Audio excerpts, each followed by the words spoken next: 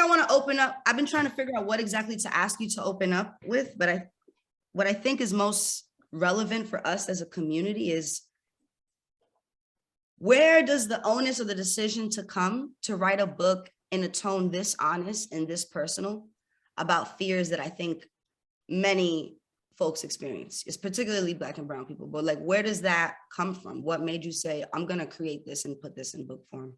Well, first, happy birthday, and thank you all for having me. I really do appreciate it. It's really nice to be in this space. I think a lot of my writing is ultimately about kind of unlearning shames that were kind of forced upon me, or I learned through kind of, for my first book, I Can't Date Jesus, I write about, it's kind of unlearning what I thought it meant to be Black and gay in the context of my uncle dying of AIDS, being raised by a devout Catholic, my father's alcoholism. I try to, interrogate a lot of the shame that came with those things. But in this, I kind of knew that ultimately, even if I weren't gay, I really knew I would have so many struggles anyway, because I grew up poor, Black, and abused in America. And I actually have only really recently allowed myself to use that language because my mother, in effect, gave me permission to kind of use it. Well, in my mind, just by using those descriptors herself. But I did know that I feel like we often just don't have a lot of honest conversation about the subjects that I write about. And over the years, I've written about a lot of different things, race and sexuality, but ultimately, I think a lot of us shouldn't feel as bad as we do about things that are beyond our control. And I think that ranges anything from like our sexuality to our freedom of expression, but in particular, in this case, about money. I know a lot of the packaging is ultimately like the marketing copy about chasing a dream, but as you read the book, I would like to think it's basically about social mobility and about how really difficult it is for that to exist within this country. I list all these different careers I could have chosen. The reality is, no matter where I would have went to school, it just would have been a specific struggle. But I do know a lot of people, I just say, to be so honest, I've come to learn that can be an expensive choice. I think a lot of us who are fortunate to even be in those spaces like publishing, a lot of people in media and entertainment don't know how good they have it and how very few people can even afford the sacrifices to be middle class or to exist in these spaces, or upper middle class.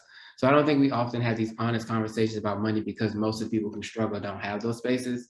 I write books that I wish I had growing up, or books that I hope that make people that share my burdens feel less burdened. So I try to write just books in my tone of voice. It's a long-winded answer, sorry, but I just really wanted to write in a way that I felt would reach the people that I wanted to reach. And I think more than anything, just writing the way that you writing how you speak, which is very much how I speak, is more, because I could have been a more polished version of myself, and I'm sure that probably would have yielded me more money up front, but I just don't think it would be the same. So I just think it's really important to like be who you are, particularly as you write about shame. Absolutely. Thank you for that distinction right now that you just named at the end between like being a polished version of ourselves. I think we all, to some degree, have had to do that in our lives, right? In order to like get a job or like move on to the next thing. Even in book club, I often, I teeter-totter between like Paula as myself and like Paula as the facilitator, right? We all have that. So I think it's just really refreshing to hear, to read Housewives references and understand for me, like, oh my goodness, like this is exactly how I see issues, you know? So I thank you for that distinction for us as a group. I'm gonna open us up now. We've been open. Go for it, folks. Find those voices. Uh-oh, the quiet. I mean, I'll get it started. What made you decide to write the book? The first one I heard was when I decided to write the book.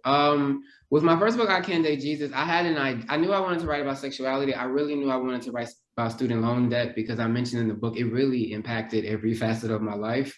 And I also felt like, well, you better hurry and write another book because you need to make more money. But this book actually started out, the first chapter, a small portion of that started out as an essay in the New York Times' Sunday Review.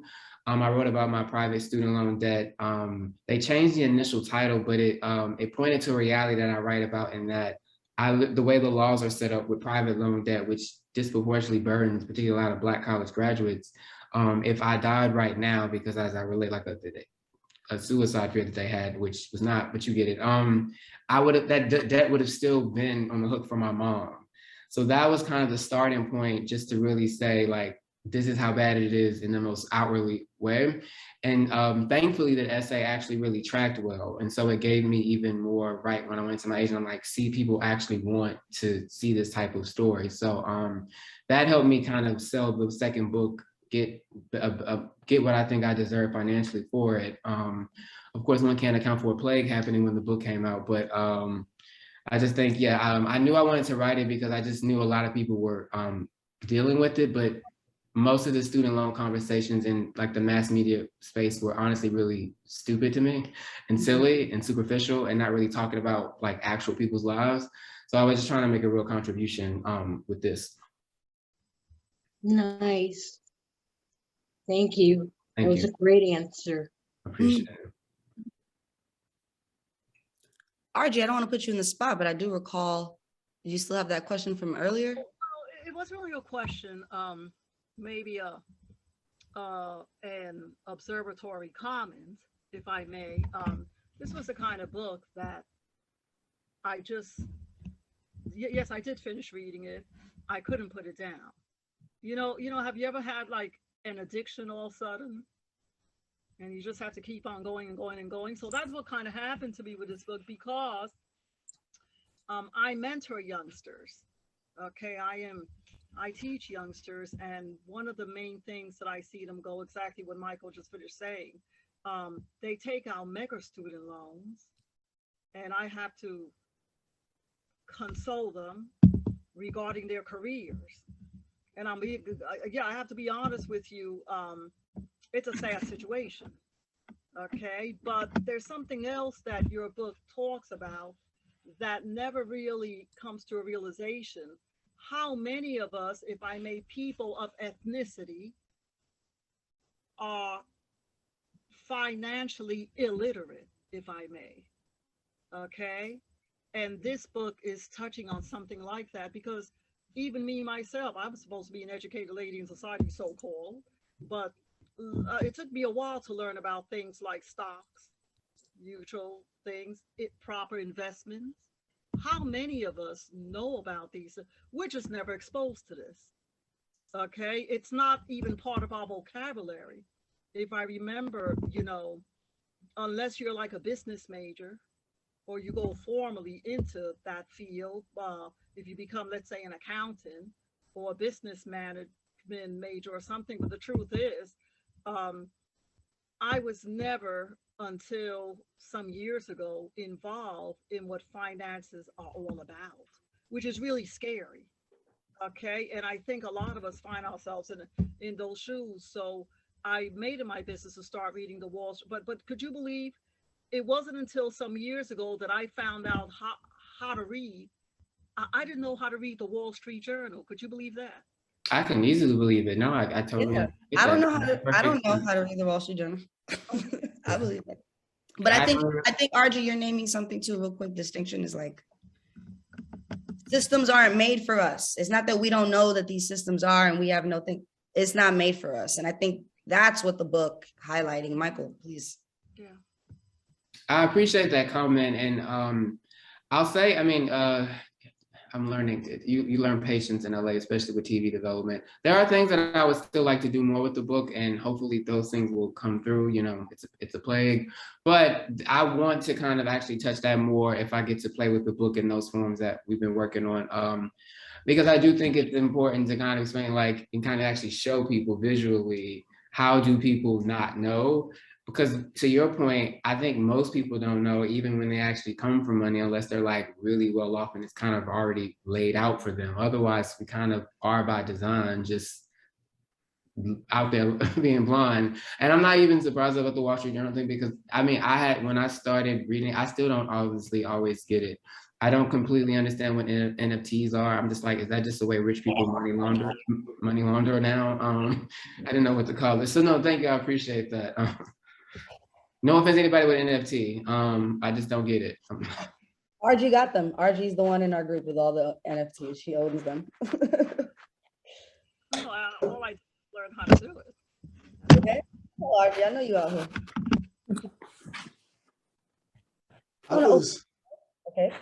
wondering, the strategy. So the book is presented as a book about debt and student debt, but it's so much more than that. And there's oftentimes, there are full chapters where you don't even talk about debt.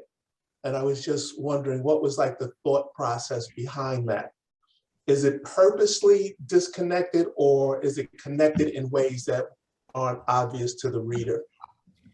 Honestly, that's kind of more like, it's actually the book business stuff. So they're both, I write essay collections kind of in the spirit of like authors like well, there are others like, they were white authors, but like David Sedaris and Sloane Crosley. I thought that they had permission to be really funny about their kind of like everyday lives. And I wanted to be able to be a Black author and write I don't like the Black version of white people because that's not the same, but to be given the space to just be myself the way they are.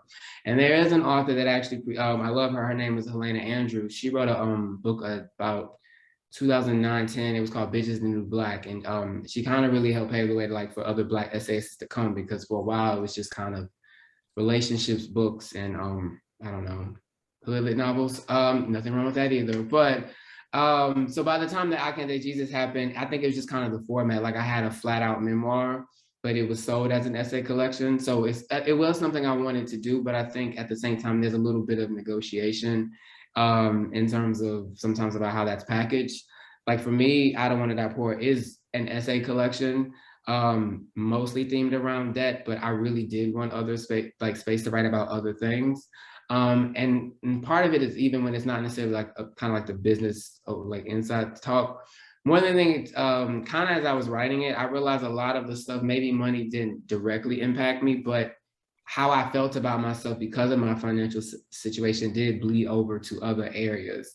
And sometimes I didn't explicitly state that, but I'm realizing, like, ultimately, money would make a lot of, I was trying to write against indirectly, like, this idea that money doesn't make your life any better. In a lot of cases, it really would. And just some ways I just wanted to be more direct about it. In other ways, I just kind of wanted to play around just as an author with like an essay collection format. It allows you kind of like to dip out. In my own way, it's like a fake mixtape, since I never got to be a rapper. That's a great way to look. Yeah.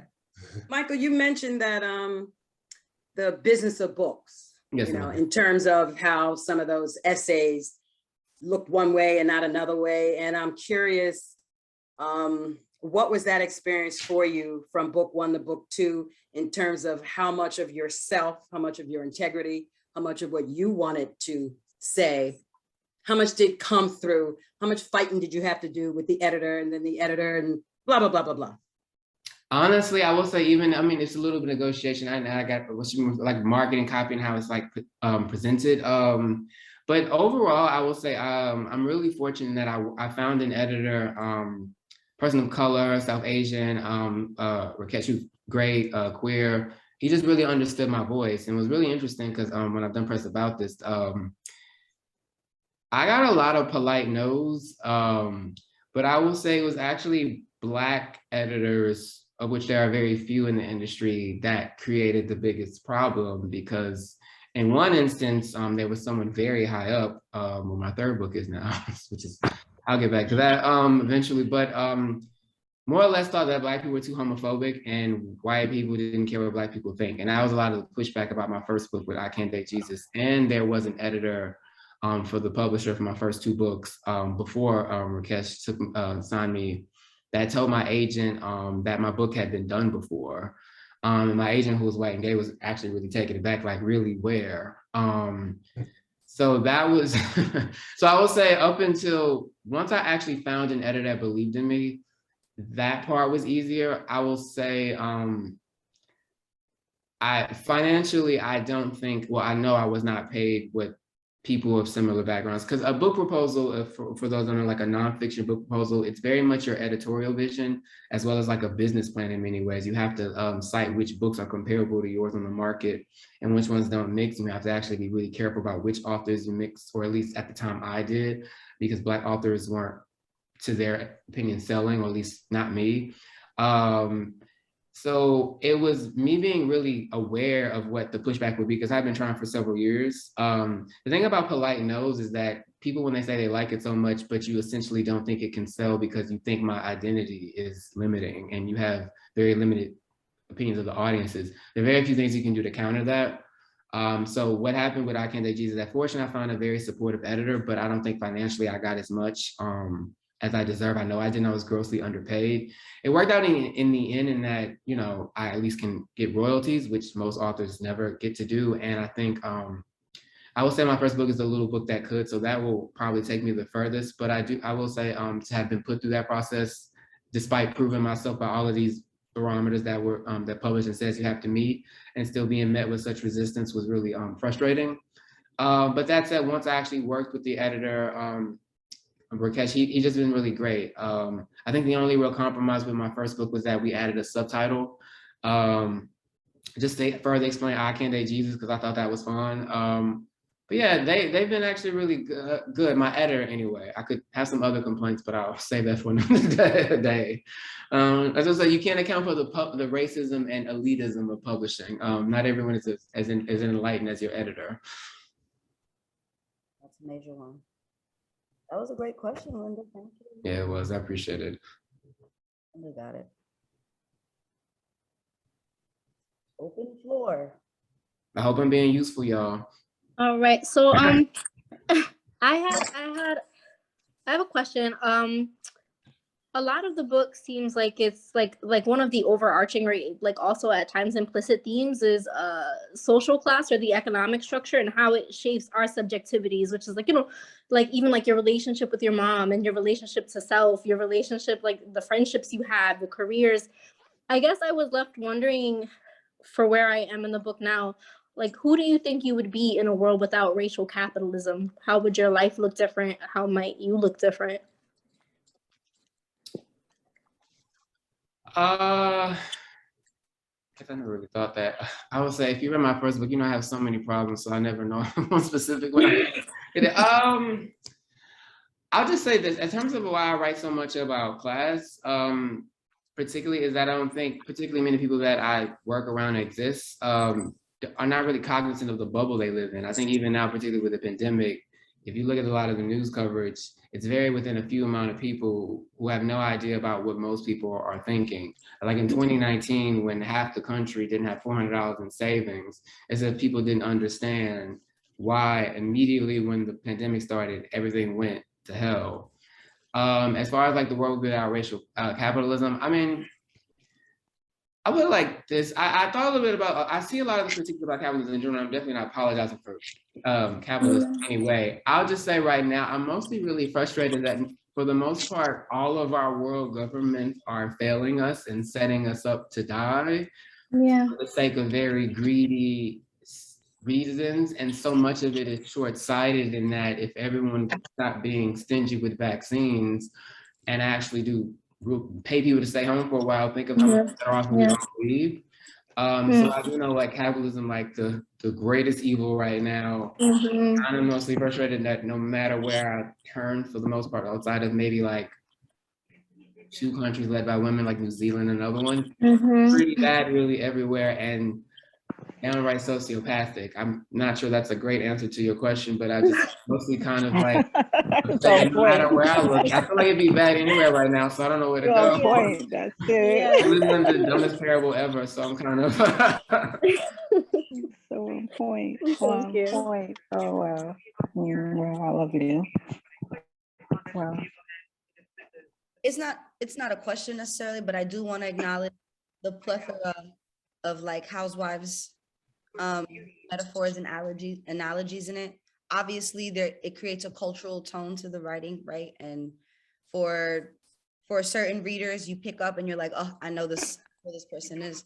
Why the decision to use pop culture, reality? And it's funny that reality is pop culture in some senses in the late 2020s or in the early 2020s, but why use that in order to get some across like these major themes? Honestly, it's just like talking to me. I literally talk like that. It's literally just talking to me. I just, I very much wrote, I mean, honestly, and I love my books, but I even like, I've been a full-time writer. Like the debt, when I say debt really drove me, I was always writing, always working.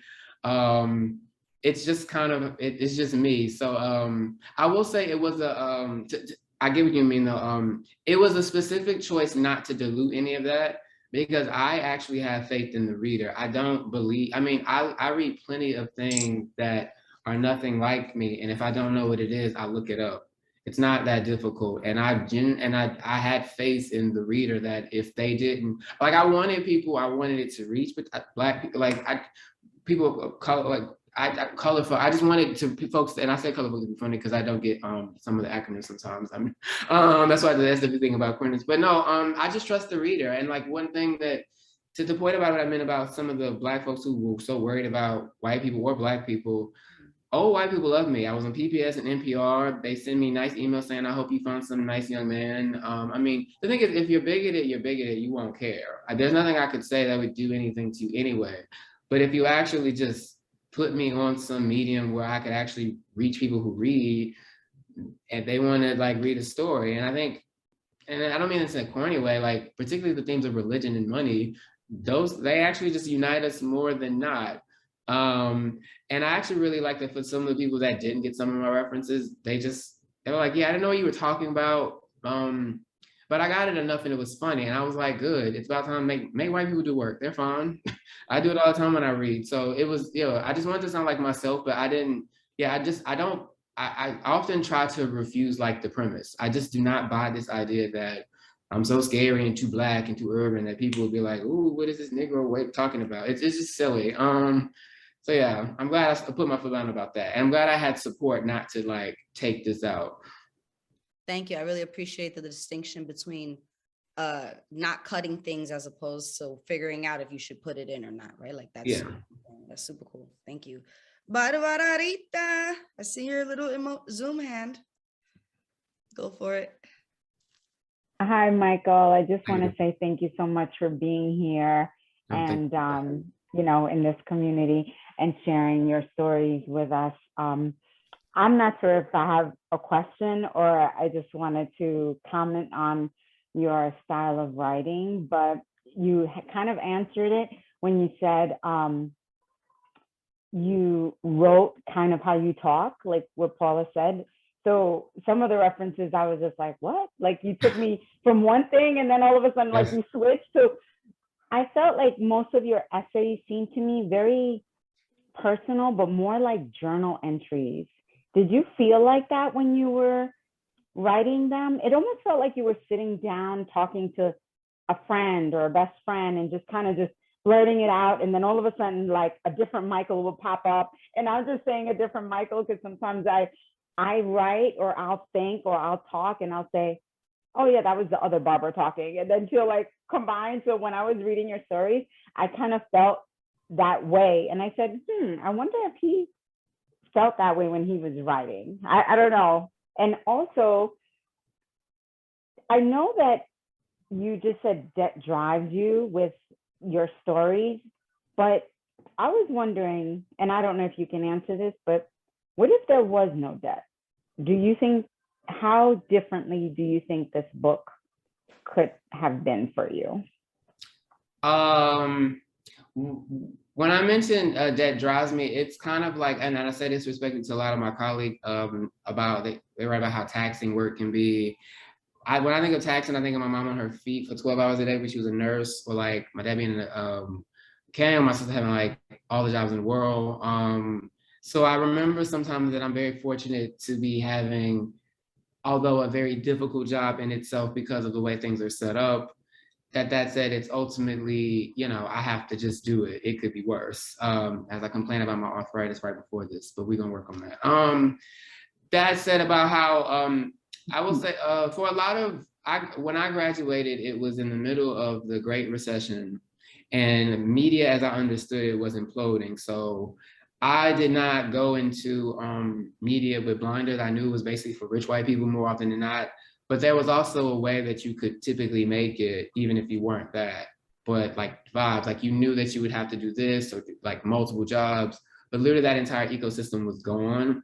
So a lot of me writing so much is just and I try to point this out in the book, while my examples are kind of more like direct and vivid, I guess, realistically, since, I mean, if you're under 40, you were born under Ronald Reagan, there's been nothing but wage stagnation for 40 years.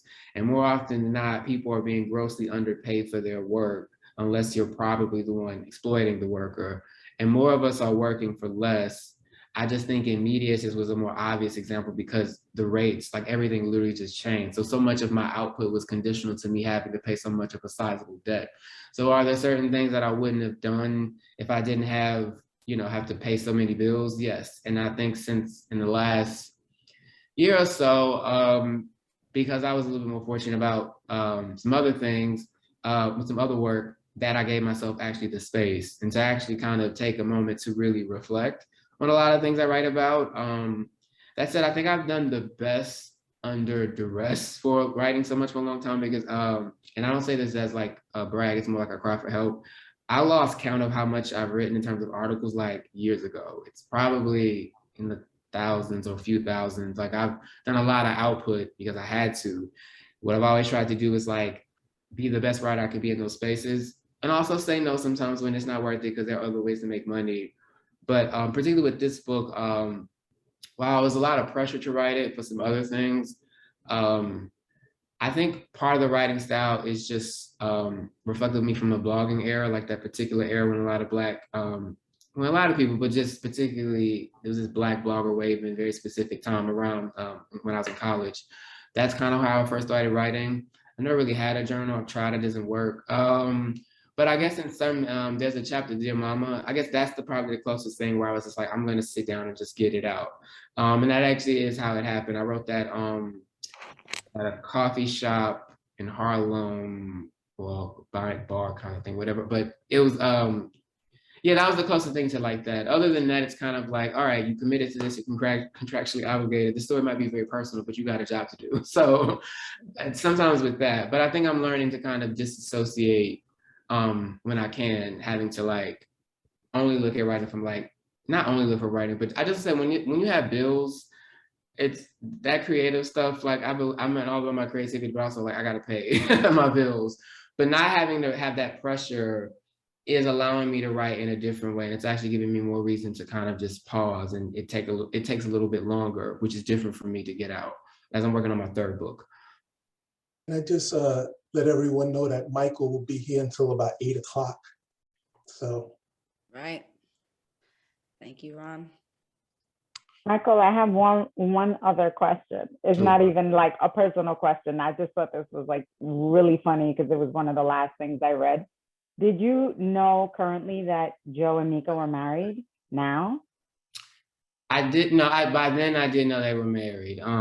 Yes.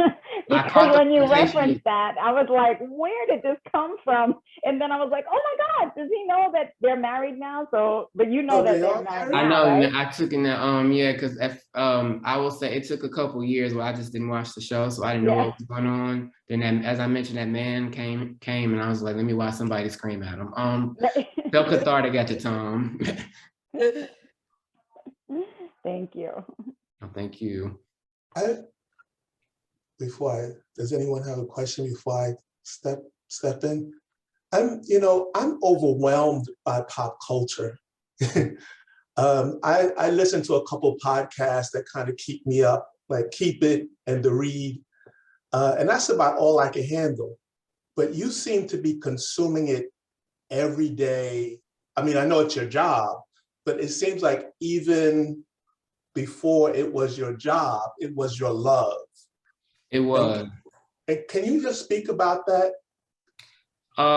Actually, I was, a very brilliant friend said it, but I'm gonna mess it up. But I remember Jen and Mark mentioned once when she was promoting Redefining Realness, when she wrote in Redefining Realness, particularly if you don't have a lot of money or resources, pop culture is your access point. I really needed to do much, and I was kind of in a kind of chaotic situation. So I didn't get to go out. I kind of captive. Pop culture was how I really learned about myself and like the world around me as best I could until I could really explore more on my own terms. And I also think maybe I'm just fortunate in that was a period, particularly like the 90s and the early 2000s, where a lot of artists, particularly like Janet Jackson and all these were kind of doing all these new interesting things that even as a young child I could relate to. About particularly mention a little bit of I Can't Date Jesus, but there's an essay about that what Janet Jackson taught me about sex. Just in how she was spoke about sex and I'd be able to read it. That kind of blew my mind. That was like my first Beyoncé. I will say now, like I still keep up with a lot of culture, but not as it's like I'm enjoying getting older. I keep up with just enough. But honestly, since I don't know, somewhere along the plague, I just was like, I keep up as much as I can and I just need to disassociate. But no, normally it has been like a passion. It was kind of just always with me, but I think the burnout from everything is where I'm like, I keep up, particularly with my housewives. And honestly, if it's like a British crime series or like a hood series, like crime series, like either one, it's like my nice little balance of TV. But other than that, I've kind of been disassociated. I'm trying to get back into it. I needed a break. Yeah, that definitely makes sense, especially with everyone having more time to consume things that it took away like that. For me, I also love pop culture. It took away kind of like that rush that I got because I'm like, well, I'm home for 10 hours a day. All I've been doing is watching and reading and doing these things. So I definitely understand. So are you laughing at me? I see you laughing at me. It seems overwhelming to me. Yeah. I do have another question about your relationship with your father. Every time you spoke about in the book, at least up to where we read, it just felt so visceral and personal in a way that, I mean, all your relationships obviously are personal, but his presence, including his alcoholism and how he treated the rest of the people in the family, seemed like it had the most impact on who you are now. Is that the case? For sure.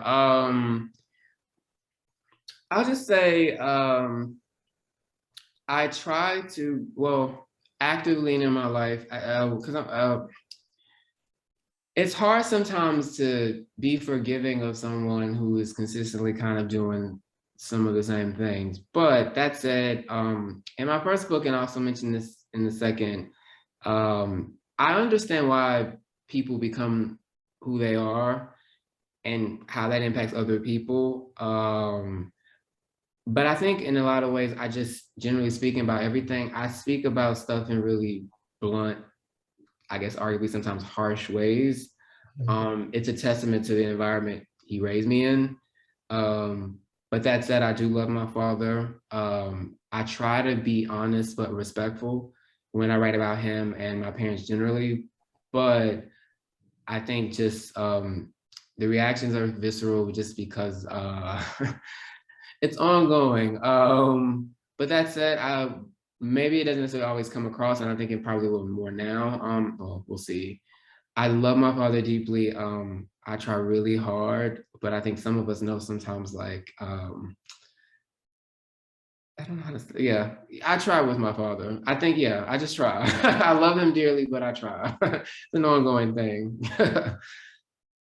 Michael, I would say that I really like the transparency in the relationship with your father that you gave, because you see that kind of internal conflict that you have with, like, accepting the person who's in front of you, and like you said, knowing that people have like a whole life right before you meet them, right?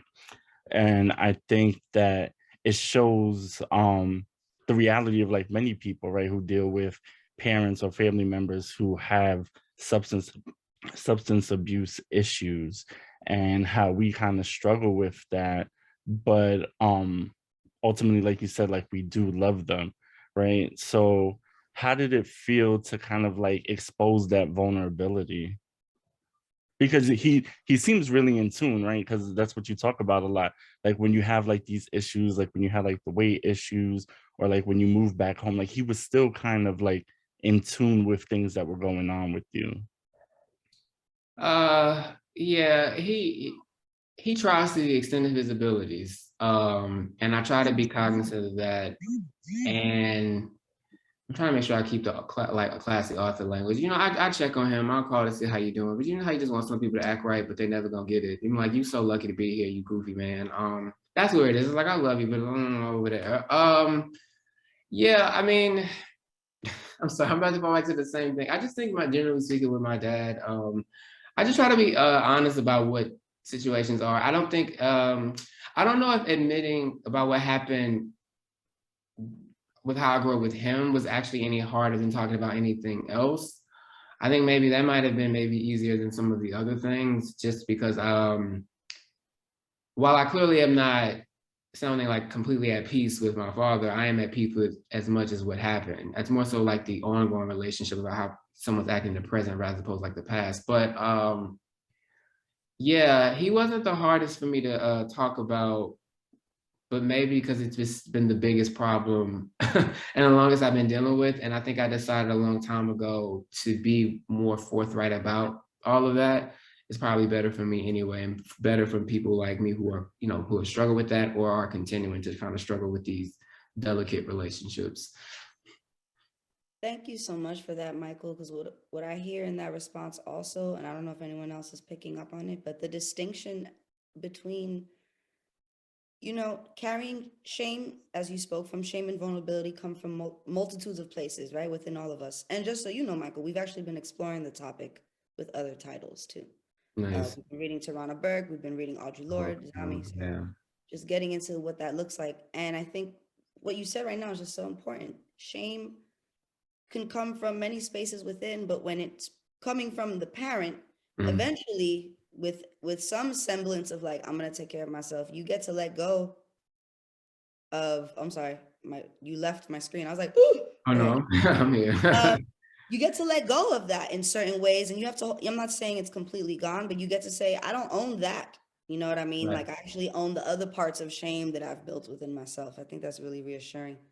And I had another question I wanted to ask you, but then I saw Lisa.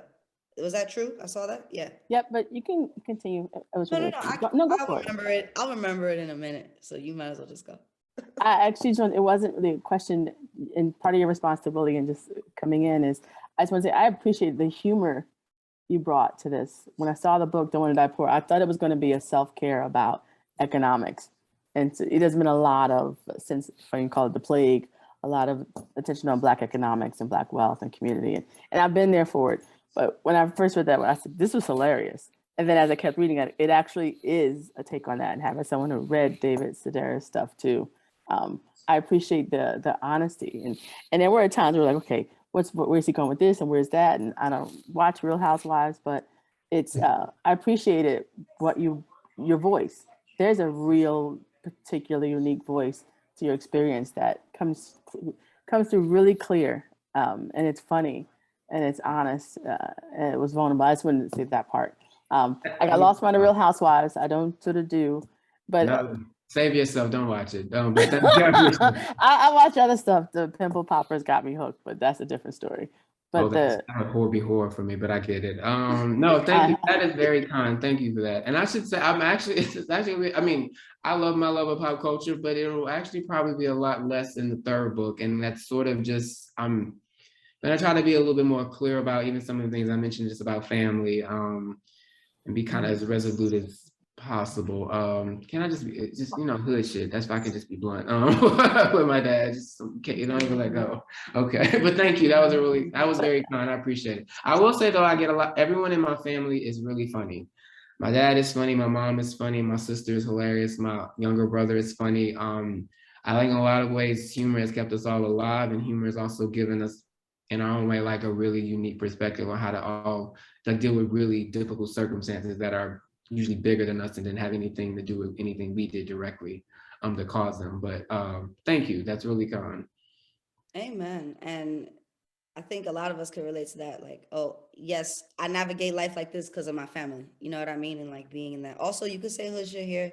You talking to the hood, babe. I told you before, we're scholars, but like you talking In to the the Bronx. Yeah. No, I know what's up. Brooklyn Book Club. I know what's up. No, I'm kidding. Look, now there's a recording of me coming from Brooklyn. But I was also gonna say, my last two questions have to do with like transformation. I just want to know like what, and you've hinted at it and you've named things all along. And I think even what you've named right now about the tone of pop culture changing for this last book, what's transformed for you in regard to like this story that you've tried to tell or that you've told in the present? And dang, my last one was really the one I wanted to know. All right, just talking, maybe it'll come to me. I was the year before the book came out, because the book came out literally like as everything was closed down and we were all kind of going through it. I'll say going in, I was actually really proud of the book because in spite of a lot of the challenges that happened even to writing it, me losing, because actually some of the family I mentioned, particularly like my Uncle Terry, actually passed right before the book came out. And I lost some friends to so it was really difficult going into it, but I was excited about because I was really proud of my the book that I wrote. And then one thing I really worried about was that a lot of people who I really wanted the book to reach were going to be struggling the most. So I did worry about that. But that said, despite all those challenges and despite a little bit of those clouds, I'm still really proud of the book because I think for me, it was really hard to write and really admit a lot of those things after I had already put a lot of myself out in the first book. But so many people that have been, like, again, thank you all for reading it. They took from it what I wanted. And I could tell that I made a lot of people feel better. And a lot of people flat out told me they felt better because I wanted them to feel less shame. I wanted them to see like, some people lost their jobs. It was people were really hard on themselves for no reason. So I was glad that my book, when people were able to find it, that actually helped them during like a really difficult time. And I think, unfortunately, as people continue to kind of suffer under the conditions I'm talking about, particularly private debt, more people are going to find the book. So I like in that ways that I'm helping people deal with it. And for me, that's actually just helped me kind of continue to grow as a person since the release of this book. I would just say I'm in a much better place, even with different challenges. I think one thing that some of my friends who are already kind of above and beyond the places where I want to go, hopefully going, but they're not even completely happy with what they have or what they didn't deal with all of the trauma they carried before them. And for me, I don't put myself out there just for the sake of. I just think a lot of stuff that I've dealt with, other people have dealt with, and if we just learn to kind of face it, it might not happen exactly on our schedules. Lord knows none of these things happen on mine, but I think the difference between a lot of people, they just don't really try, and that's why they don't get to the other side. And as hard as I can be on myself, and as things are going on, I'm trying every single day, and I really think my work is a testament to that. And I hope, if nothing else, that's what people kind of take from it. Don't feel bad about things that are beyond your control, or even if they were, just forgive yourself and keep going. So since then, I will say like that's been really helpful to me. But I do hate that a lot of the pain that I wrote about, particularly because of money, has only gotten worse since then. So it's sort of kind of that conflict, but overall, I'm still really proud of myself for this and grateful. We are so grateful to you. I know you have to leave in 2 minutes, but I did remember my question. Go ahead, go. Which was, I'm sure you get a lot of Q&As, interviews, the elite writer life, but I'm joking. I know what it is. The writer life is more like the poet life, meaning I know what it is. Y'all fighting for every coin. But to be funny, have you ever engaged in like book club discussions like this? Like, are you just like talking to the people like, oh, y'all read my book? Like, let's talk, let's chat. Have you done something like this before? Are we your first? I don't think we are, but actually, not the first book club, but I will say 2020 is a bit of a blur because I got thrusted into virtual stuff. Yeah. But I don't think I've actually had a book club discussion, maybe once at some point during the play. But honestly, I did one last week. It kind of all happened at the same time. Ron reached out, and then the librarian reached out, because I've been kind of relatively quiet. Apparently, people think I'm like a phantom because I haven't really been posting as much online or Instagram. They think I turned into a ghost. I'm completely use the phrase I use, but it's funny. And then I just, I'm like, all right, well, let me get out of my cave. And then people just started asking me. The thing is, if people want to talk to me, I'll talk to them. And I actually like talking to readers, and it's actually been quite a minute.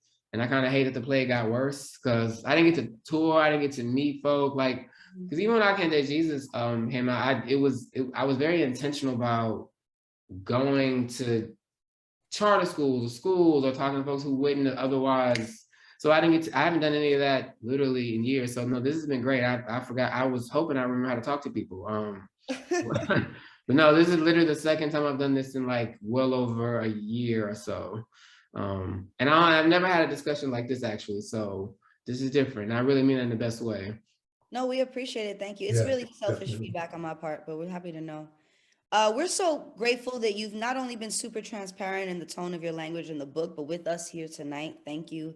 We were looking forward to meeting you, and we're looking forward to finishing the book next with our session next week, even though, as you see, some of us are ambitious and we have already. I don't know if you have any questions or comments for us, but I can just say 1,000 times, thank you, thank you, thank you. Yeah, Like, thank this has you. been so fun. Thank you. No, Also unmute yourselves and say thank you. Come on, me and Ron Thank aren't you. teachers. I Yeah. appreciate you, Thank Michael. you. Thank you. no, Thank no. you. So Thank much. you. Keep the Thank winning. you. Thank you, That's Michael. You're hilarious. the best. This Thank is Real, I honestly you. love really you. great. I've And never I hope actually. it's so much better for you and you get a lot of money. Okay. Thank you so much. You know what? I Yeah. have paid all but one of those private loans off, so we getting there little by Yes. little. We Oh, getting there. good. I need to give me some more TV money, but let's pray. You know, honestly, thank you so much. I've actually nothing like this, and it's been good to see all of these like faces of people who look like me and ask all these questions. So it's good. I've missed talking to people. I need to do this more often. We spoke. Exciting. Thank you, you. Michael. Are you able to divulge the title of your upcoming book and when we might see that on the shelves? I just changed the title, so let me make sure I hold it. I want to call it I Finally Bought Some Jordans. Okay. So it's another SSC. I see a little bit of laughter. I think hopefully that was laughter. That was good. That was It'll be out in spring 2023. I need to actually Okay. hurry up and finish it. So hopefully my editor ain't watching. I love him. But no, it'll be 2023. I'm working on the adaptation of I Don't Want to Die Poor. Okay. So let's hope that really happens too. But thank you all so much again. Thank you. It's not an Thank you. easy life, but you all remind me of why I do it. And this has just been really nice and humbling. So thank you. I really appreciate it. Thank you. Thank you Thank so much. you. Thank Thank you. Thank you. Bye, y'all. Have a great night. Good Thank you. afternoon. Yeah. Thank you so much. Bye, y'all. Thank you. Bye. Bye. Bye-bye. So we're going to Bye. continue the book club, the chat, We have talking half about the hour book and everything. And Michael, of course. We have half hour left, but I want you all to take 60 seconds, 1 minute, right? We just finished talking to the author. Collect yourself. Breathe a little, collect yourself. At 8:04, we can begin talking, but just take a moment. Think about some of the things he said.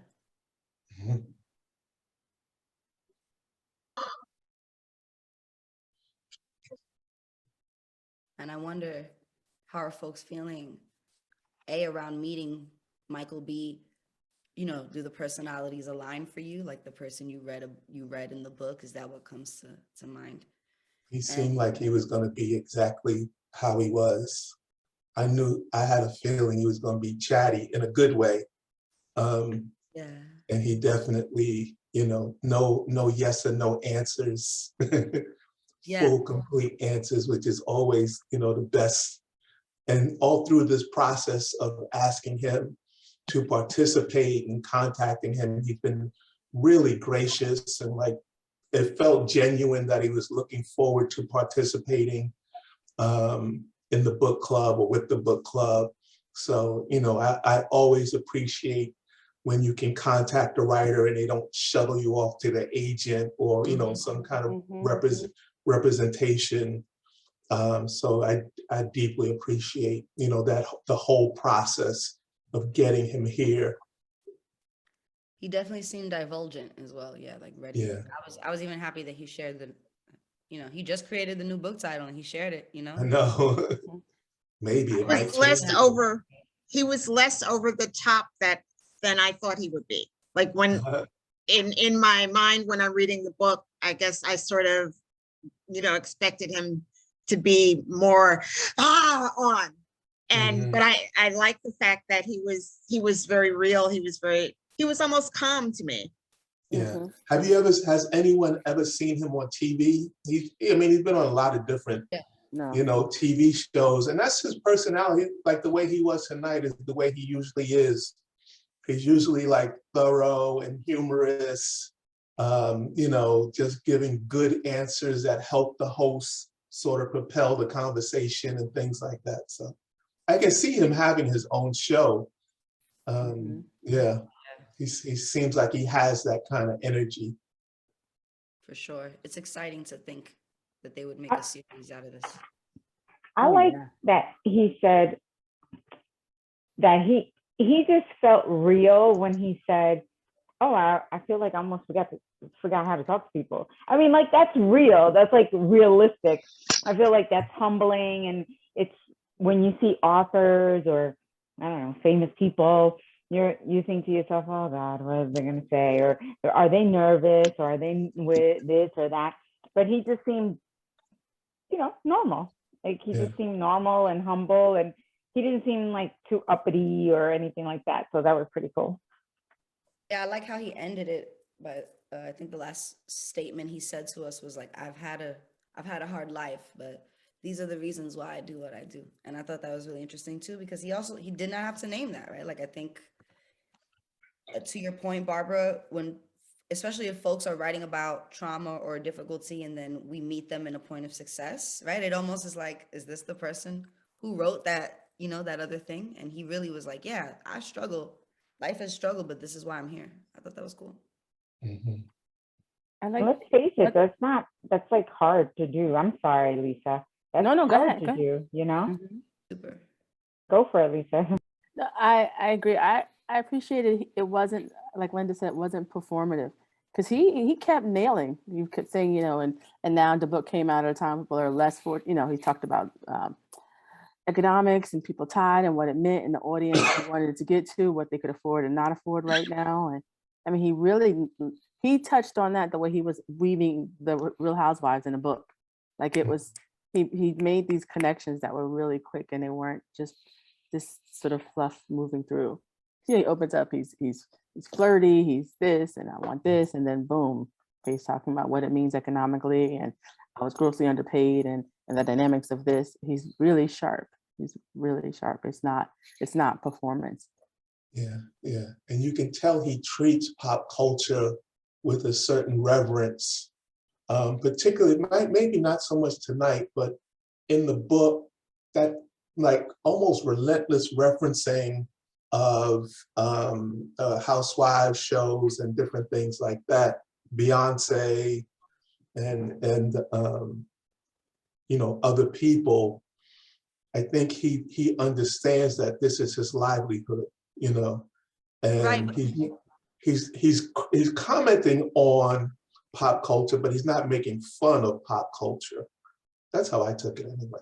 Right. But I think even beyond him not, you know, making mockery of it or his livelihood, I think it's more about how he honors again, it goes back to class. He says something that really resonated for me. People that are usually into pop culture, so they don't have access, right? They don't have access to certain things. They can't go to Tao. I can't go to Tao. I would love to. I can't go to, you know, all these fancy places. And that's the reason why people engage with pop culture. So I think I would assume it's, yeah, he loves it, but it's more because, again, it's speaking to this access point that we as Black and brown people don't often see or get. So then when like a bunch of Black women housewives are all eating dinner at Tao, like I thought that was brilliant. Like him naming, like, actually, it's bigger than just my love of pop culture. Like this is more about how like people don't always have these same experiences. And I thought he validated me for sure, because I didn't tell him how y'all had me feeling bad for 4 weeks talking about I don't watch Housewives. I don't know. I'm completely lost. I have no idea who this is. And I'm like, damn, I don't have a life. But when he said it, it clicked for me. I was like, right. That is why I engage with pop culture, because it is access point for me. So I thought that was really cool. I also thought the way he was talking to us about his father was like the best part, honestly, because he didn't really have words for it. And I think there's nothing more refreshing than that sense of transparency from a writer. You know, writers usually have the words. And I think I loved how he said, I'm trying to use my my author language, because he wanted to keep it realer. Yeah. Especially talking about his dad, which, you know, I appreciated a lot. I just thought he was very funny. And Even in that space, he's very transparent. Right. I think he referred to it as hood shit, you know? Yeah. And I think that's something I want us as a group to consider. I'm not facilitating the next book, but whenever I return again, which is March, Ron, I don't know. Whenever I'll talk to him. Whenever we return, I want us to consider as a group, what does it look like when we're engaging in questions and we're wondering like where the author is coming from. I want us to consider literally that energy that Michael brought to the space, right? The idea that like, you can write about this trauma, you could, or this really difficult, hard thing, and it doesn't mean that that thing is fully processed or fully done. And we as the reader often receive the end result. So we're like, oh, this is finished, right? But it isn't. And also I want us as a group to consider our responsibility to community. And really all I'm asking you is to think, what does community look like in a space like this? Do authors and community members alike? I mean, we all want to be non-offensive. I don't want anyone to come into here, start cursing and acting crazy and putting people off, but I want people to be their whole selves.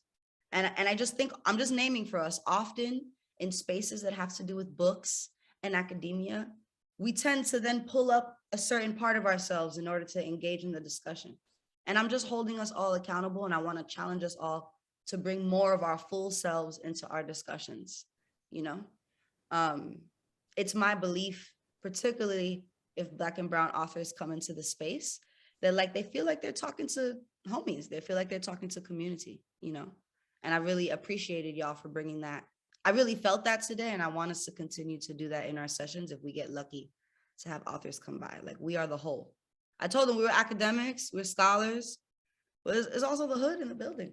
And I think that's something we hold proudly, you know, at One Book, One Bronx. So we're still making our way through the book, though. We are. We have one session left. I do want to remind folks before I forget that next week we're going to be reading chapters 12 through chapters 12 through 15, which literally start pages 173 all the way to the end. Okay. So if you're somewhere around there, just finish the book. If you have the audio, let it play. I also want to remind folks, the next book that we'll be reading as a group, or the next book from One Book, One Bronx, is Birds of Paradise, How I Became Latina by Raquel Cepeda. And that's going to be facilitated with the Casita Maria Book Club, again, on Zoom. And that book club is Wednesdays, not Tuesdays, Wednesdays, from 7 to 8:30 p.m. I know you all can make it. Right. And those Barbara's dates are the book club second. is also that night. Oh, snap. So what a joy and abundance we have. We have choices, we have options of book clubs. Yes. I'm going to finish for Casita Maria Book Club. That's going to be the 2nd of February, the 9th, the 16th, and the 23rd, again, all Wednesdays. And of course, Beyond Words Book Club is reading The Secret Lives of Church Ladies by Deetra Phil. That's again, also Wednesdays, same time. Okay. So just engage. I will be there. Now. You have to I make will a be choice, there. Susan. That's Yeah. great. You know, one of the things when I asked him about his father, he did seem honest, but he also seemed like he didn't want to go there too much, you know, because in the book, one of the things that strikes me in the book is it feels like he's relentlessly critical of his father, like no other person in the book. I mean, he speaks, that's speaking honestly about someone who, you know, has an addiction. But so far, we still have some book to go. His father has not really redeemed himself in any way, at least on the pages. And it sounds like he still has issues, you know, with his father. And like, you know, they're still sort of trying to resolve, or I don't know if they are, maybe he is, Michael, still trying to resolve those issues around growing up with the father that was an alcoholic, you know. He did mention that. He did mention that. He said there are still more issues and things that he kind of is not still, you know, dealing with right now. He mentioned that. And I just want to say that I thank God that I met people in this book club, You're so real and for talk about coming. so many great issues. Loving it. Thank And you. I will say, I've never heard of this author before because I've been so busy with other genres in the arts. But when I found this book club and I read the book, first of all, I finished the whole book. 2 days, I finished the whole book. I could relate to so many things that he was dealing with and understood a lot that he was going through. I just loved it. So I thank you for having him there today. And I thank you guys. And I'm looking forward to more great things with you guys. Thank you so much. Thank you for joining us. Welcome. No, I definitely agree. And I think too, he spoke about, he seemed to have the resolve of someone who's like, actually, what I'm trying to deal with now is navigating this person in his current form. You know what I mean? As opposed to whatever that he was trying to do in the book. I think that was a little more distinctive and different, but it seemed, and anyone that's had a difficult parent or a difficult family member, or you work with youth that have difficult parents or whatever, you understand that dynamic of like, well, you know, maybe I don't have an answer as to how our relationship is, but I'm navigating it the best I can day by day, you know? And again, he means good shit. And I think there's a implication that we're allowed to make as people from a particular community to understand what are all the things that affect people in our community, what are all those things that he could be tackling with, right? I don't remember exactly what Willie said, but I felt, I don't know, there's a lot of powerful between Willie and Michael when they were having that exchange around parents that aren't there and like how to navigate that. So I also just wanted to take a minute to thank you, Willie, because you've been open every week, but like that was also really cool to see that and watch that. Yeah, thank you. I thought like he gave like great answers because you could tell like it's something that often doesn't have any reconciliation, right? You still struggle with those things with your parents, and then we see that conflict in his words when he's talking, like specifically with like not wanting to like kind of like feel like he's identifying with his father. Like he like really tries not to identify with that trait, and he tries to like hide it because you don't want that kind of like you like I've had like family members like that or parents like that that'll do like, you know, the whole, oh, you're just like me, you know, because you're using or whatever. So I appreciated that transparency and vulnerability in the writing. For sure. Quick question. Matter of fact, remember no, he yeah, mentioned hand up. I'm about to call him. I think remember he mentioned he said there was a book before his that opened up the space for the kind of essays he writes, but I don't remember the title of the book. Oh, I What got did it. he say? It's Helena Andrews, Bitch Helena is the Andrews. New Black, a memoir. Somebody want to type that in the chat as I read it again. What? Helena Andrews, Bitch is the New Black, a memoir. Bitch is the New Black follows Andrews, sexy, smart, single, a self-described smartass, on a trip from kidnapped daughter of a lesbian to Washington, D.C. political reporter who can't remember a single senator's name. Is that Helena Andrews? Is that it? Yeah. This is, oh, okay. I Is that understand. it? So, pardon me? I was trying to type it. Was that it? Yep, that's it.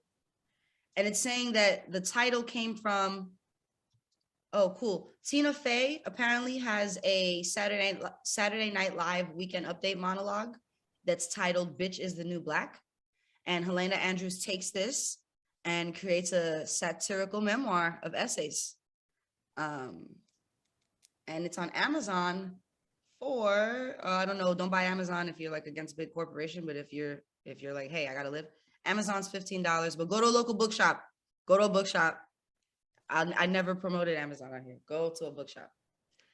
Bitch is the New Black. 10 minutes on the clock. How else are people feeling? Maybe it's just statements. How'd you feel?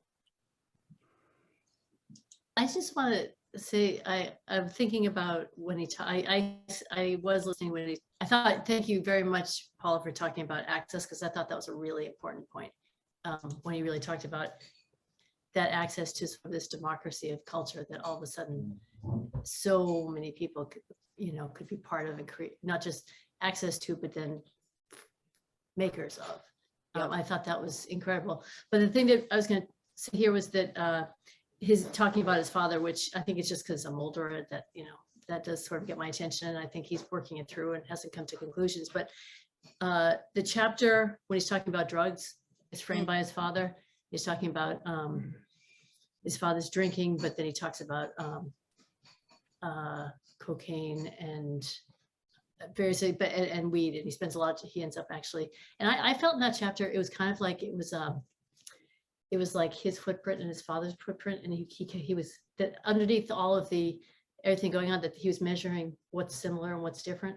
And that I thought he came pretty close before he backed off, where he said, you know, when he said, I like the weed, he said, I'm trying to weed myself of weed, but I have to admit when I'm high, I realize I'm happy. I sound like an idiot when I listen to my voice, but I'm happy. And it gave him some insight into his father who's much more destructive form and escapist form and damaging form. But I thought that was an interesting chapter where he sort of worked through to a certain point and then backed off, like, enough, I've done as much as I can do right now, and then moved on to something else. So I just want to toss that out there. No, thank you. That is, to me, that's one of the most beautiful parts of that chapter. Like, literally him getting high and then sort of understanding his dad a little more, or at least understanding why he would engage in something that brings him that kind of happiness, right? Or that ability. And I think a lot of people are scared to admit that, or scared to like try to understand that, you know. We often look at folks with addictions, especially if they're our family, as like people with weak points. And like, you know, drugs themselves are created and designed to like alter and shift your feelings. So it's also understanding that, you know, even you can still have those resentments, especially child to parent. Like, I don't know how one really tells a child to move on or to forgive. I think that has to come from the person himself. But I think as an adult, you get older, you understand your parents' like good choices, but more importantly, you understand their bad choices even more, you know? And I see people nodding their head. So I'm like, y'all resonate. He was also like taking his temperature. He was thinking, am I enjoying or am I addicted? Right. I mean, am I, you know, to what extent am I my father's son? And his sort of almost obsessive checking to see where he falls on that spectrum seemed anxious and healing at the same time. Absolutely. It's not my exact experience, but all I can name is that was important for me when I read it aloud, because I definitely understood and related. You know. Wow, 8 minutes on the clock. What else is going through people's minds? Any sort of parting words? He does seem kind of prudish about drugs and sex. And his own body also. He's not comfortable with his own body, which is really common. I'm not criticizing that. But just as far as somebody who seems to be so outgoing, you know, he also has these issues with his, you know, use of substance, you know, his body, and like when he was younger and trying to stay in shape now. Whenever he posts to Instagram, he's always in the gym. And he you know, so, which is not, I'm not criticizing that, but I think it does reflect like an issue he may have had. He states as growing up, being like slightly overweight and not fitting in, or feeling like he didn't fit in, and you know, how that connects to who he is now. Right. And I mean, something you didn't say, but I think his queerness, right? I think understanding queerness, understanding his body. We live in a heteronormative society, so nothing on TV is showing him what his body should look like or what he should be feeling at the time. You know, I want to name that the book is just as much about personal, and he said this, I'm not naming this, I'm echoing him at best. The book is just as much about personal vulnerability and shame as it is about debt and like other things out of your control. So especially if you consider the ways that he's had to navigate and not always be as open, his depression, his anxiety, his fear. My therapist in the past, not the current one, shout out to you, current one, shout out to my past one. But the current one says that like the most outgoing people, maybe she's talking to me, obviously, the most outgoing people it's usually because you have like all these other fears and you want to be the best version of yourself presenting, right? But then internally, sort of what Ron is naming, you have all these other worries and all these other things that you have doubt and unsure and uncertain in, you know? And when Ron said that comment, it kind of reminded me, I would presume, given how open and transparent Michael is, that like, of course he presents as someone that's like good to go and has all of those other anxieties underneath, which I think is not common to him. That's Right. a lot of us. That's what I think his references to pop culture sort of show, in a sense, access points, but pop culture is also his mirror, even though it's a cracked mirror and it's not mirror for him. It's still a major touchstone, and it's not just him. So I liked when he said at one point he talks to students at schools. That first chapter, I was like, I was going to photocopy that and give to students I work with in terms of college work, but I had to back up because they're not prepared to hear some of the honesty and bluntness, right, in their own taking that temperature that they would sort of need to. But that kind of way you see yourself in terms of the mirror and the culture so it isn't just him. I like that he's done some real work to figure it out, and so the honesty that he's measured himself based on all this other stuff that really isn't about him in a way. So that honesty is brutal, but he weaves it, and really funny. Early, like the first week, a few people were critical of the fact that he was going all over the place in the first few chapters. But now, like after speaking with him, you kind of get a better sense of what his goals were or are with writing, presenting this work. And his previous book, and I'm sure his next book may be marketed as like within a subject, but it'll be taking different aspects of many parts of his life. That seemed to be just how he talks. He really did talk like, and then this part, and then this part, and then I said, oh, okay, that he wasn't, putting a collage together. That's just what he does. Yeah. So, yeah. That's so cool. So thank you for bringing him. That was nice. Thank you.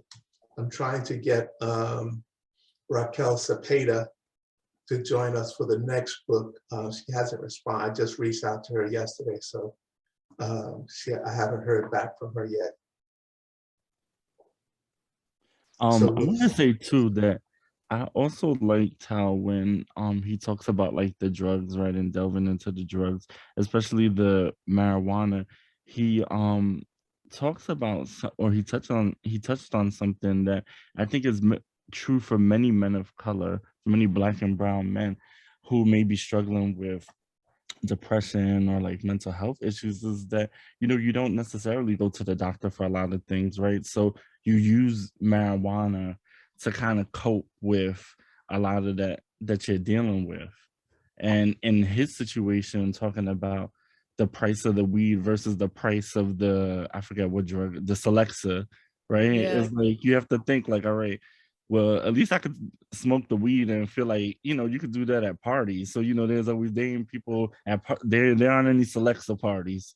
So,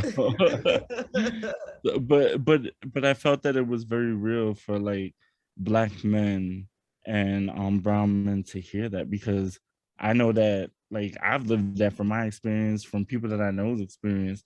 Like, we dibble and dabble in the weed and the drink.